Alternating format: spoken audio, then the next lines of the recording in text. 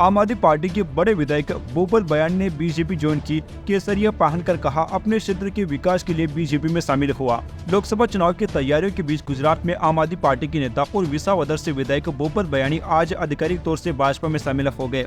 उन्होंने जूनागढ़ में आयोजित भाजपा के कार्यकर्ता सम्मेलन में केसरिया पहन लिया। इस मौके पर भाजपा के प्रदेश अध्यक्ष CR पाटिल भी मौजूद रहे। बीजेपी ज्वाइन करने के बाद बयानी ने कहा, मैं अपने क्षेत्र के विकास के लिए बीजेपी में शामिल हुआ हूँ। बता दें कि 13 दिसंबर को बयानी ने विधानसभा से इस्तीफा दे दिया था। बयानी के जल्द ही बीजेपी में शामिल होने की खबर सामने आ रही थी, जो कि हमने आपको सबसे पहले दी थी। इतना ही नहीं, राजनीतिक गलियारों में यह भी चर्चा है कि बोटाद के विधायक उमेश मकवाणा और गारियादर विधायक सुधीर वाघानी भी आम आदमी पार्टी को अलविदा कह सकते हैं। बोपत बयानी पिछले साल हुए विधानसभा चुनाव में आम आदमी पार्टी की टिकट पर जीतकर विधायक बने थे। आम आदमी पार्टी ने गुजरात विधानसभा चुनाव में 5 सीटें जीती थी। बयानी के इस्तीफे के बाद अब गुजरात विधानसभा में पार्टी के विधायकों की संख्या 4 रह गए हैं। बयानी के विसावदर से जीतने के बाद से ही बीजेपी में जाने की अटकलें लग रही थी। पाटीदार समुदाय से आने वाले बोपल बयानी बीजेपी से टिकट नहीं मिलने पर आम आदमी पार्टी से चुनाव लड़े थे।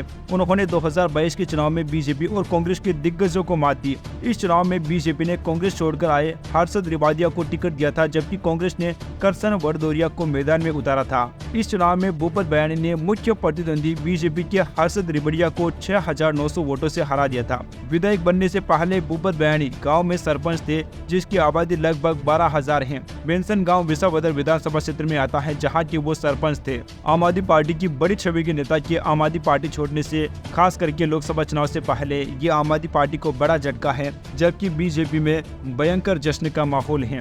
Subscribe now and press the bell icon. Never miss an update.